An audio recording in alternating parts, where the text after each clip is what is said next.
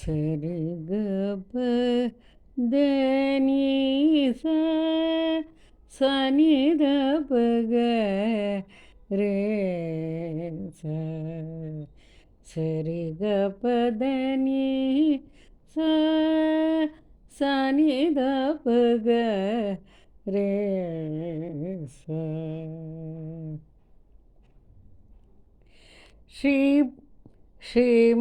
श्रीमत्पयोनिधि निकेतनचक्रपाणे भोगीन्द्रभोग मणिराजितपुण्यमुहूर्ते योगीश शाश्वतशरण्य भावाब्धिपोत लक्ष्मी नृसिंह मम देहि करावलम्बम् ब्रह्मेन्द्ररुद्रमरुदर्क किरीटकोटि संघट्टिताङ्घ्रिकमलामल कान्तिकान्त लक्ष्मीलसत्कुचसरोरुह राजहंस लक्ष्मी नृसिंह मम देहि करावलम्बम् संसारसागर विशालकरालकाल नक्रग्रह ग्रसनविनिग्रह विग्रहस्य मग्नस्य रागलसदूर्मि निपीडितस्य श्रीलक्ष्मी नृसिंह मम देहि करावलम्बम् संसारघोर गहने चरतो मुरारे मारोग्र भीकरमृग प्रवरार्धितस्य आर्तस्य मत्सरनिदाघ पीडितस्य निदाघ निपीडितस्य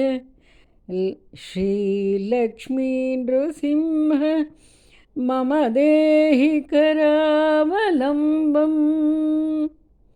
संसारकूपमतिघोर मगाधमूलं सम्प्राप्य दुःख शतसर्प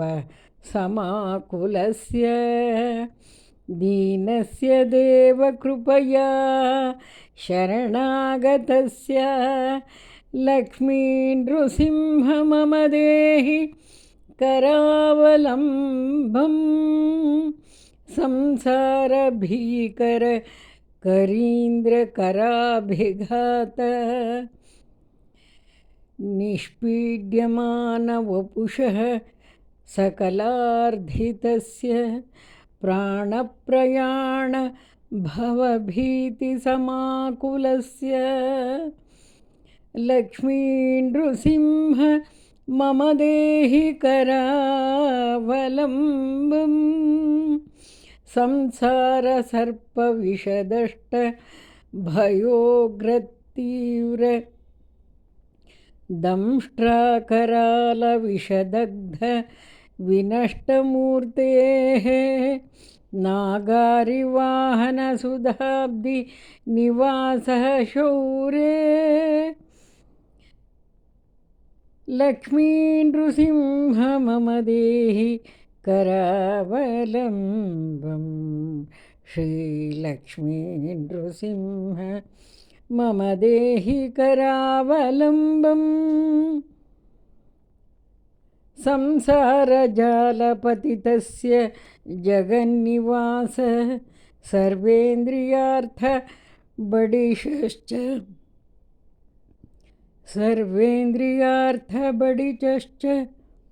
बडिशश्च झषात्मनश्च प्रोत्तम्बित प्रचुरतालुकमस्तकस्य लक्ष्मी नृसिंह मम देहि करावलम्बं संसारवृक्ष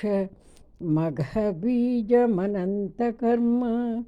शाखायुतं कर्णपत्रमनङ्गपुष्पम् आरुह्य दुःखजलधौ जलधौ पततो दयालो श्रीलक्ष्मी नृसिंह मम देहि करावलम्बम्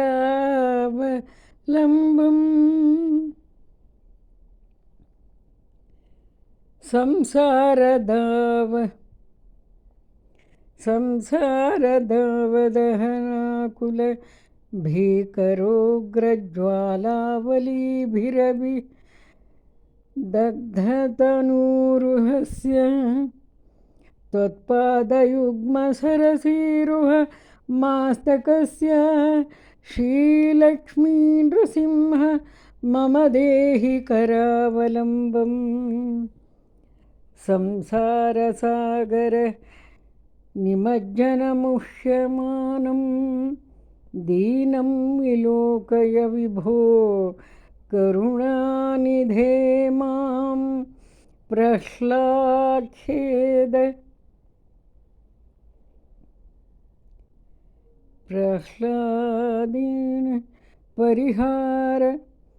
प्रह्लादेन परिहार परावतार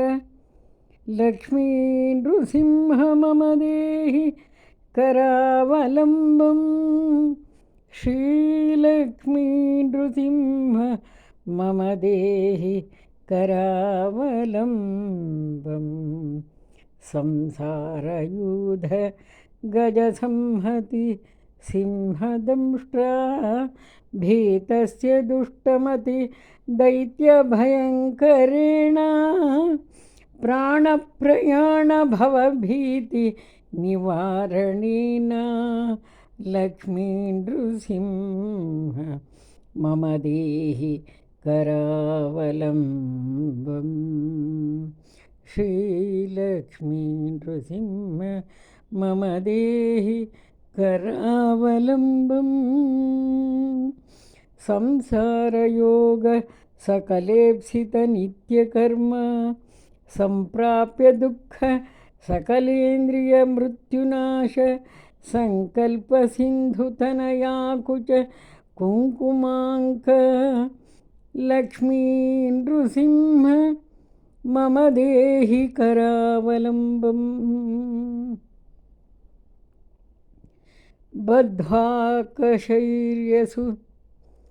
बद्ध्वाकशैर्यनु भटा बहु बर्धुयन्ति कर्षन्ति यत्र पधिपाशशतैरधामाम् एकानिनं परवशं चकितं दयालो श्रीलक्ष्मी नृसिंह मम देहि करावलम्बम् अन्धस्य मे हृतविवेकमहाधनस्य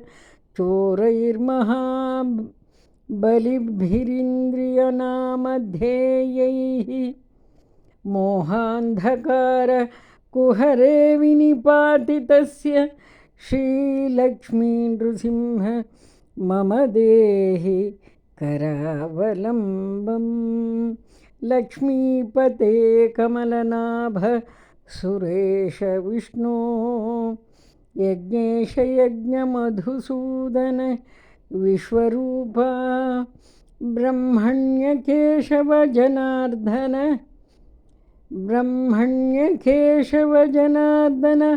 वासुदेवा श्रीलक्ष्मी नृसिंह मम देहि करावलम्बम् प्रह्लादनारद पराशर पुण्डरीकव्यासाम्बरीश शुकशौनकहृन्निवास भक्तानुरक्तपरिपालक पारिजात श्रीलक्ष्मी नृसिंह मम देहि करावलम्बम् एकेन चक्रपरेण करेण शङ्खम् अन्येन सिन्धुतनयामवलम्ब्य तिष्ठन् वामेतरेण वरदाभय हस्तमुद्रां श्रीलक्ष्मी नृसिंह मम देहि करावलम्बम्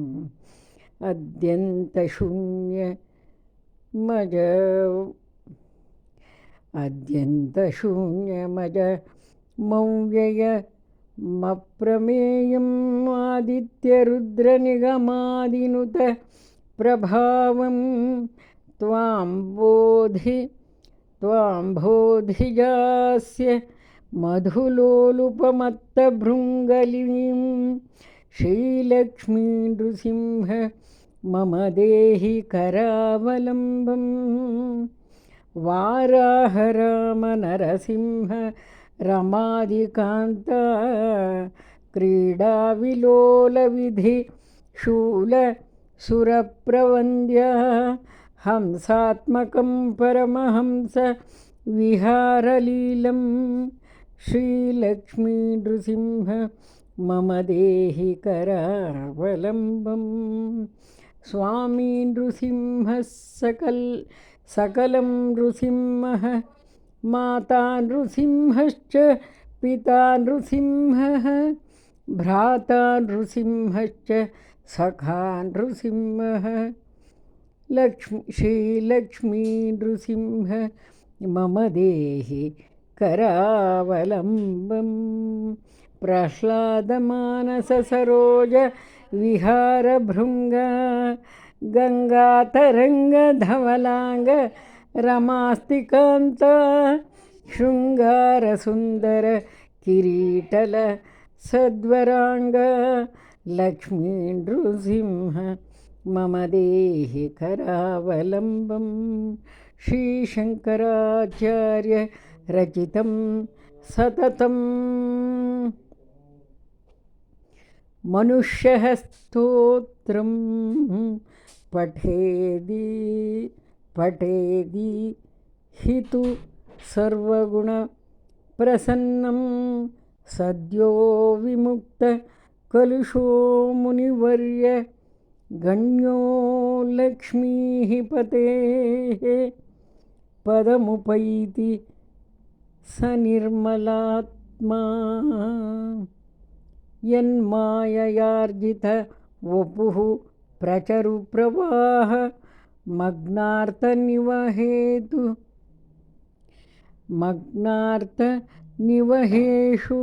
करावलम्बं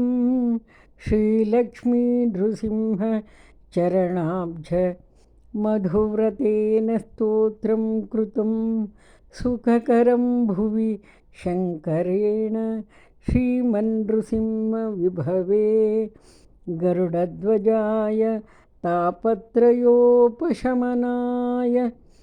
भवौषधाय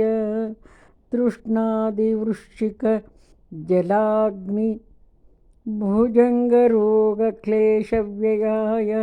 हरये गुरवे नमस्ते इति श्रीमच्छङ्कराचार्यविरचितं